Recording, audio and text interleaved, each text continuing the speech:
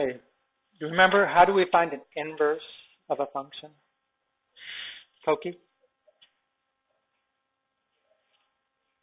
Okay, switch the x and the y, but I don't see a y.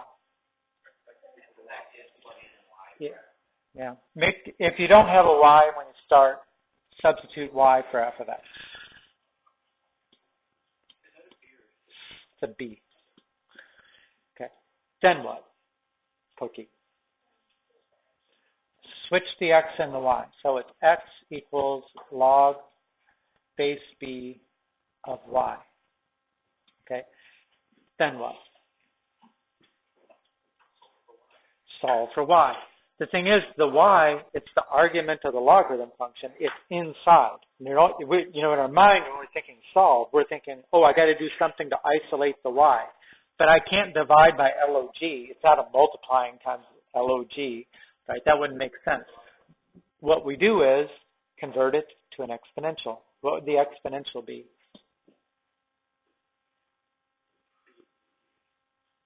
B to the x equals y.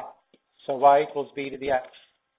And just by converting it to an exponential, we did solve for y. So that was the trick. Convert it to an exponential, and now you've solved for y. And then you could take one more step, and you could say f to the minus 1, because that's how we say an inverse of x equals b to the x.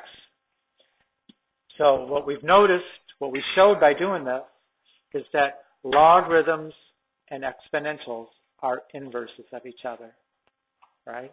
Logarithms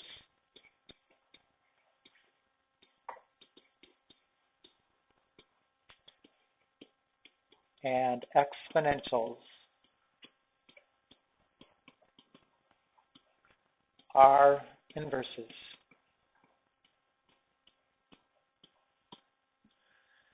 Yeah, and that's important. That's important because there was a property that we learned. When we learned about inverses, we learned the property that works some of the time, which is that when you take the composition of a function and its inverse,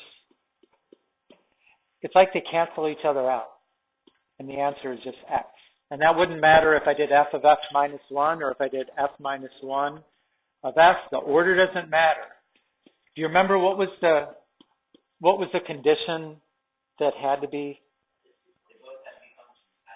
They both had to pass vertical line tests. Okay, well, right away we could say this this b to the x, that's either exponential growth or exponential decay. In fact, we always use for logarithms, we're using bases that are greater than 1.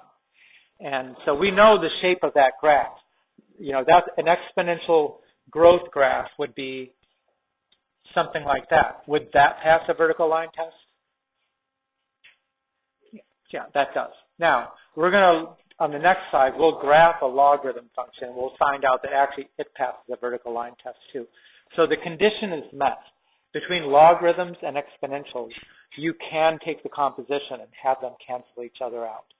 And when we learn how to solve exponentials and logarithms, that will become how we solve, right? When you've got the variable inside the logarithm, or the variable is inside the exponent, somehow you've got to be able to isolate the variable. And the way you do it, if it's a logarithm, you take exponentials of both sides.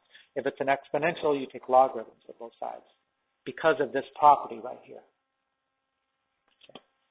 So the other thing that we learned, which we'll use on the next slide, is that between a function and its inverse, the points that make up the graphs are just switch the x and the y, and you've got the points for the other one. Zach, are you awake over there? Zach?